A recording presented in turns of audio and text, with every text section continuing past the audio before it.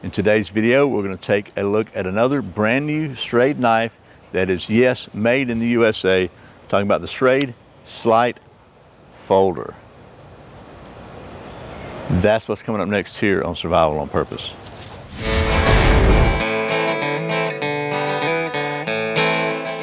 Welcome back to Survival on Purpose, your home for trustworthy information and gear reviews related to camping, survival, and general preparedness for regular folks. My name's Brian. Thanks for joining me for another Sharp Saturday, which is actually another Schrade Saturday, which is really stinking cool. Because, as I said earlier, the folks at Schrade have returned some manufacturing to the U.S., which I think is really cool. And they were kind of to send me one of these 100% made in the USA Schrade Slyte folders, which D2 steel, really cool. Let's get down to the old stump top. We'll talk about the specs of this thing, and then we'll get to doing some of that knife stuff. Okay, so here is the Schrade Slyte folder. Let's talk about the specs of this thing real quick, see if I can get it to focus there for you. So first of all, this thing is ultra thin. You can see the thickness of the blade is probably like barely over 1/8 of an inch thick, plus the pocket clip. This is a modified Warncliffe style blade of D2 steel with a stainless steel handle. It features ultra glide technology, which means that thing is smooth, baby. It's a frame lock design, so nice one piece there. Has a tip up pocket carry, non-reversible, and the overall length of this thing is 7.5 inches. The blade is 3 inches, and the closed length is 4.5 inches. It weighs 3.5 ounces, and the MSRP is $59.99. Street price somewhere in the neighborhood of $45. So, and again, this is a brand new design, so pretty cool there. It's kind of got this stone wash tumbled finish on it. Very open architecture, so to speak, so easy to keep clean. Really robust frame lock. That frame lock really kicks in. You gotta mean it to open it. I mean to close it, but it's just, again, man, butter smooth. Sort of a little swedge kind of on top, but anyway, the blade looks really good. Let's see how well it, oh, one more thing. The little flipper has got a little bit of jimping on it, so it gives you a little grip so you don't slip off. So there we go. Anyway, so let's do the international standard sharpness test, the redneck sharp test, and see if this thing passes. Got our testing medium here. Let's just see. Oh my gosh, I can tell you right now, it's stinking sharp, man. Okay. Woo, baby. Look at all that hair there. All right. So it passed the sharp test, the redneck sharp test of flying colors.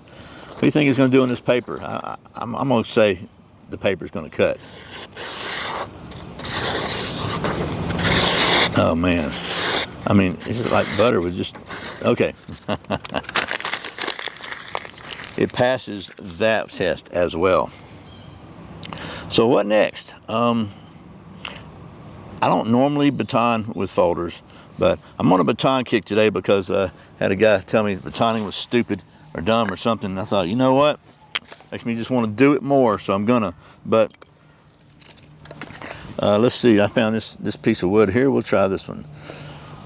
This wood I've got here doesn't baton really well either. I mean, it doesn't carve curls really well, but we're gonna do it anyway. We're gonna baton it a little bit.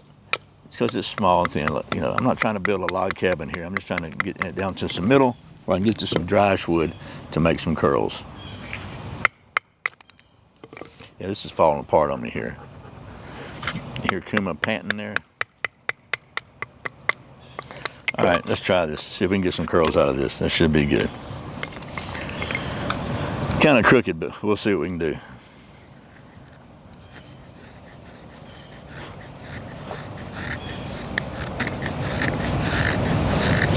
I don't have a long length, much room to carve long curls because all these knots in here. So Kimber's trying to get his head down here.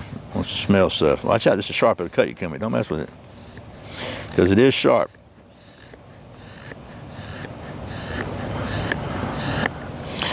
Nice little curls there. So I'm gonna carve a few more, and then I'll get back to you. Okay, so I got a little pile here of curls.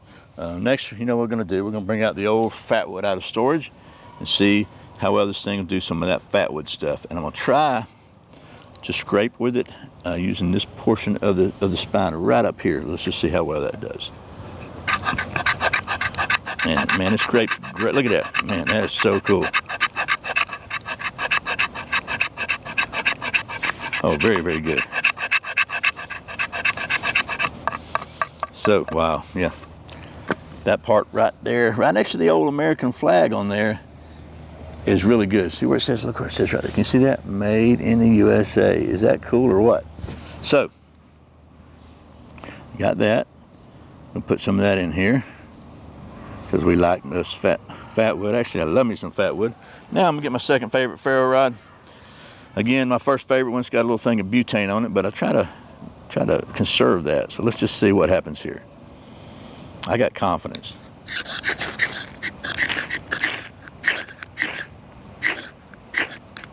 Oh, she's about to go up. I can't believe it hadn't already. There we go. All right. Wow, would you look at that? Very, very nice. All right, well, that was a hopefully decent look at this. Oh, look, I got